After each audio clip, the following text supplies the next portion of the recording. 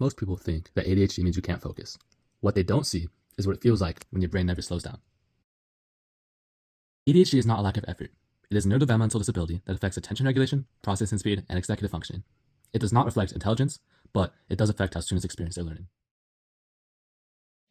My name is Demopoulos. I am Rickard.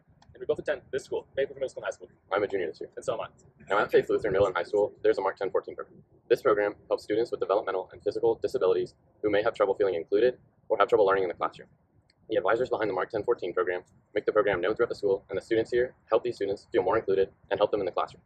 What doesn't happen, however, is the unseen disabilities such as ADHD. Students can't tell if another student has this disability, and they end up falling behind in the classroom and are too afraid to speak up. About 15% of students in the US between ages 12 and 17 are affected with ADHD, and there's nothing to help them. Yeah, and we today actually spent an entire day simulating what it might be like for an ADHD student to navigate both our campus and the classroom. The Muscular Dystrophy Association's resources helped us to both ensure the credibility of our simulation, but to also format our advocacy plan. This year marks the MDA's 75th year of advancing care, empowering independence, and amplifying the voices of individuals with neuromuscular and neurological disabilities. For 75 years, the MDA has worked to remove barriers not only in healthcare, but in everyday life, including education. As learning environments continue to evolve, MDA's mission reminds us that true inclusion means ensuring students with both visible and invisible disabilities will have equal access, opportunity, and support to succeed.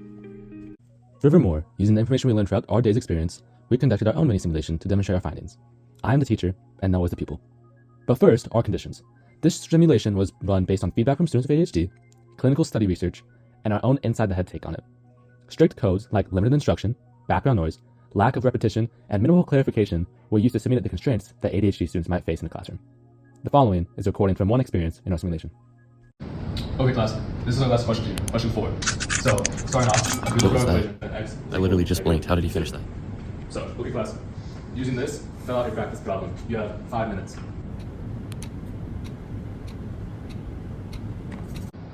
Okay, class, that's time. What do you guys have? Okay, let's see. What did you get, Noah? I don't know how to do this one. Please redo it. We don't have time. I'll come back to it if we have time at the end. Okay. But I don't understand how to continue with this. Can you come back to class? We don't have time. What surprised us the most was how quickly motivation turned into frustration when support wasn't available. Our goal is simple: to make our school and community more understanding, more inclusive, and more supportive of people with disabilities, no matter how visible or invisible they are. The first step in our plan is starting a student-led disability student association, supported by a faculty advisor at our school. Just like most student associations like BSA and ASA, this club will be open to everyone and meet weekly. During meetings, students will learn about developmental and neurological disabilities, share personal experiences, and talk honestly about the challenges we face every day. Most people have a negative connotation with the word disability. We want to change that by creating space for understanding, empathy, and respect.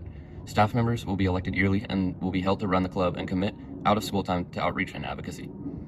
The second step is creating a neurodivergent accessibility reporting website for our campus. Similar to the Nevada platform called Safe Voice, an anonymous tip report system, this platform will allow students to anonymously report environments, policies, or situations that are unfriendly to people with disabilities.